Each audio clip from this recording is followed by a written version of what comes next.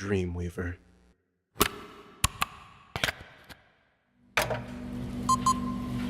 As I entered the facility, I could all but bite down the aggravating anxiety that arose from my gut as I approached the main desk. The receptionist, who resided behind it, glanced up with a half-hearted smile. "Hello," I began, rather foolishly. "I'm here for the Dreamweaver experiment. I saw in the paper yesterday that volunteers were requested." The short, stout woman nodded affirmatively, passed me a clipboard and pen, and instructed me to fill out the provided questionnaire. As excitement overcame paranoia, I perched on a nearby chair and began to fill it out appropriately. It consisted of generalized medical questions and a sleep-related survey, asking me how long I generally slept, and at what time I would awake from my slumber. There were some random questions in there as well, and it all appeared somewhat insignificant in my eyes. However, I assumed it was to trial a wide variety of people. The only question I saw relevant to the experiment was the final question, which asked, "How often do you dream?" As that reoccurring feeling of being outcast returned, I ticked the box labeled, "Never." I cannot pinpoint a single memory in my evanescing childhood where I had a dream. And truth be told, that is the exact reason I took an immediate interest in the experiment when I saw it advertised. An experiment to study how the brain replicates what it sees into dreams. A new machine, namely Dreamweaver, was capable of recording and replaying dreams. I handed the receptionist my form, and she took a small glance at the final inquiry about the frequency of dreams.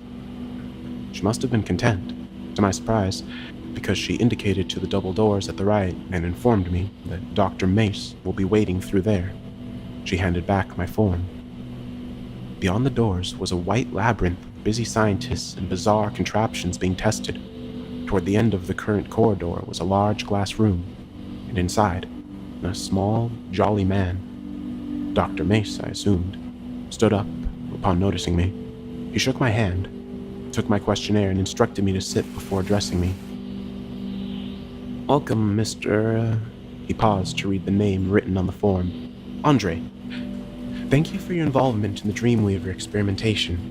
Over the course of the following 5 days, your mind will be subjected to a video that we have devised to test your subconscious memory. Your dreams will be monitored, and your psychological processing will be recorded and replicated as an evidential video. Do you have any questions?" I shook my head, thinking it was wise to not interrogate Dr. Mace about how the machine could do such promises. I signed 2 further forms of consent before being led to a small, dark room equipped with a chair, a large projector, and a pair of headphones. Once I was adjusted and left alone, the video began.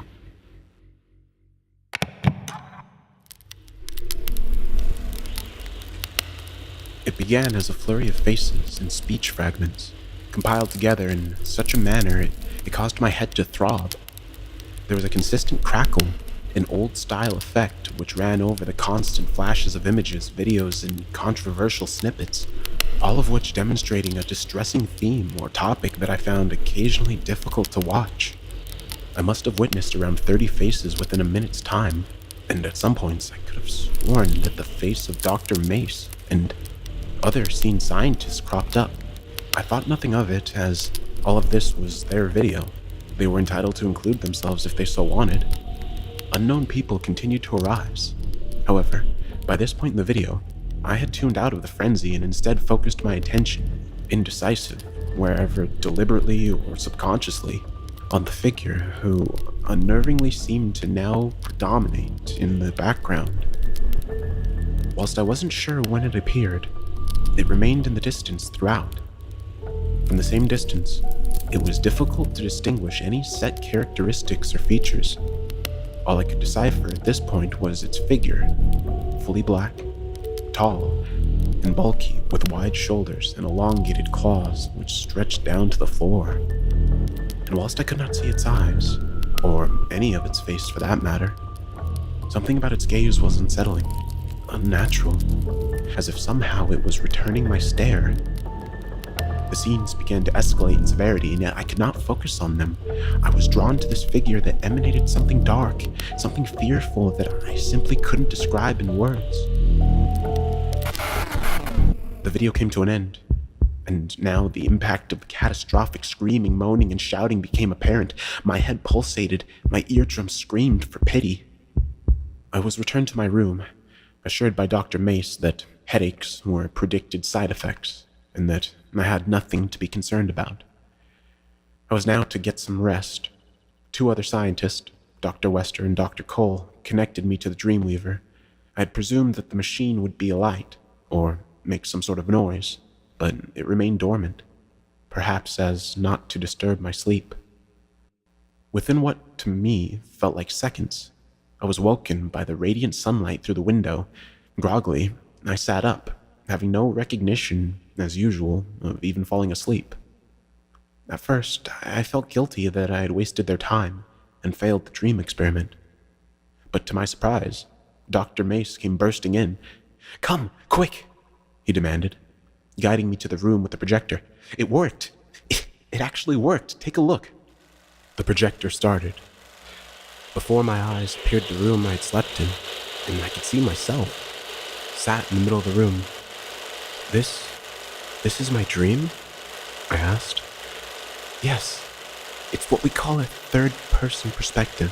Very common." I continued to watch, waiting for something to happen, looking around the screen desperately. That's when I saw it. I didn't know, again, the point at which it appeared, whether it had been there from the beginning or whether it only just materialized. But I could see it clearly now.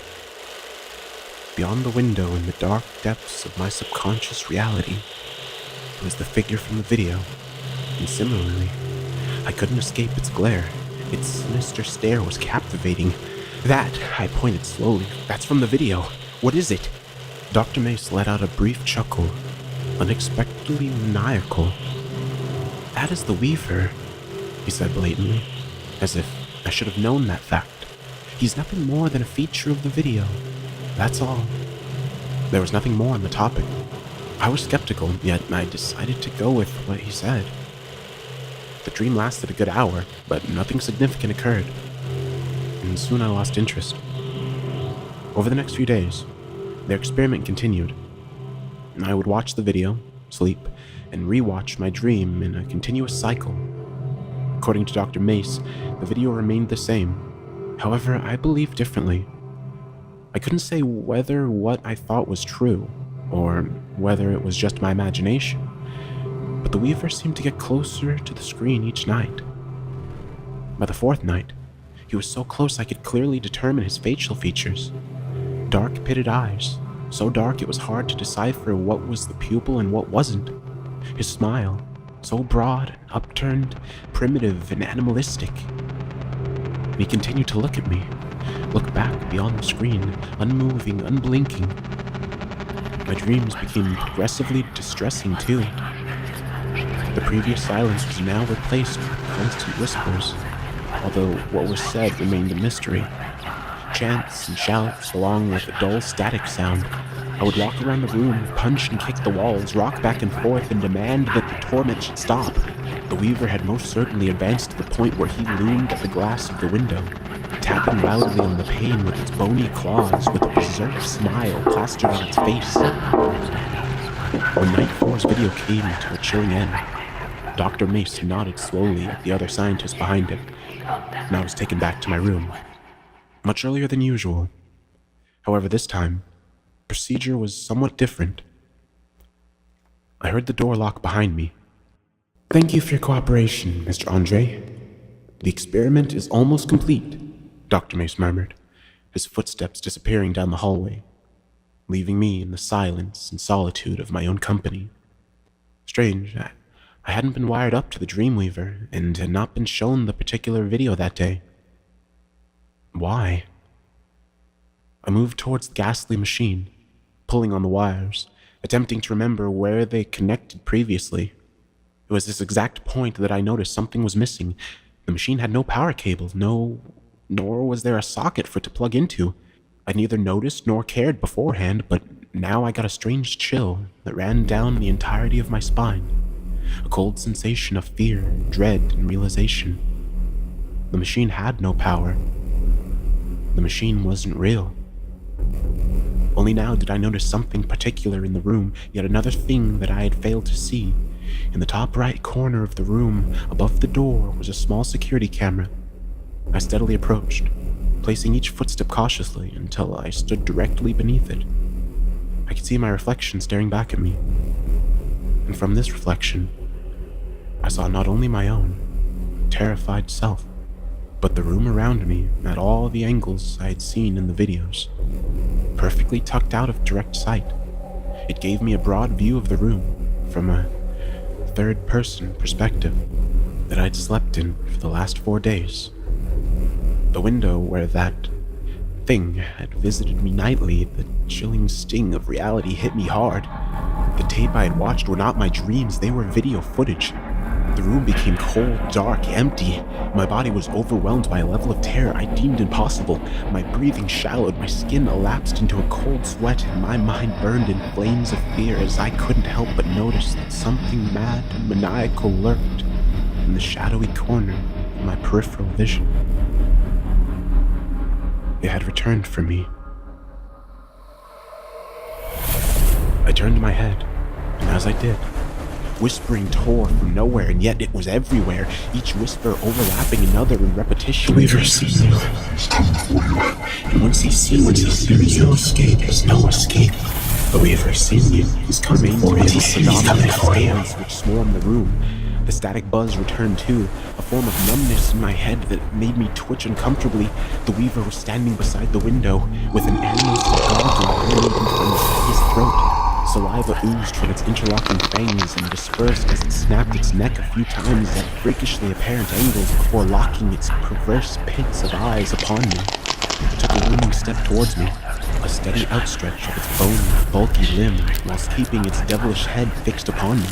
Each stride brought it no less than a meter closer to my position against the wall, and each time the distance between us decreased, the severity of the situation intensified. Whispers quickly escalated into deafening bellows, screams, shouts, and moans.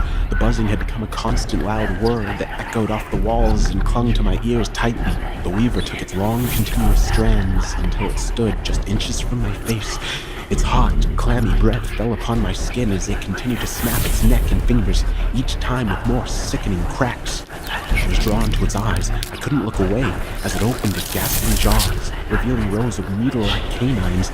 I began to feel a burning sensation that spread across my entire body in seconds. I can only describe it as being thrown in a live, raging fire, and yet I did not flinch. I couldn't do anything except gaze acceptingly into the eyes of death. The noise around me fell away to a small whisper in my ears. The Weaver's seen you now. It lifted its arms and took my neck in a cold embrace of its claws. They felt like ice and brought somewhat of a comfort to the magma under my skin. I had little idea of what was happening. I was lost in its eyes, transfixed into its ghastly gaze. It continued to breathe heavily, taking long, raspy breaths as if it was struggling for air. Its claws, long blades of skin and bone, tightened, sliced me into the soft, warm flesh of my neck. I felt no pain, only strange discomfort. I could feel the hot, sticky blood ooze down my chest, ooze down into its constricting digits. The area of my sight that was visible began to shrink, as if the final darkness grew from all corners of my sight.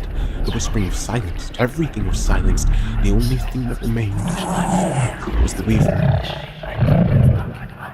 It began to wheeze.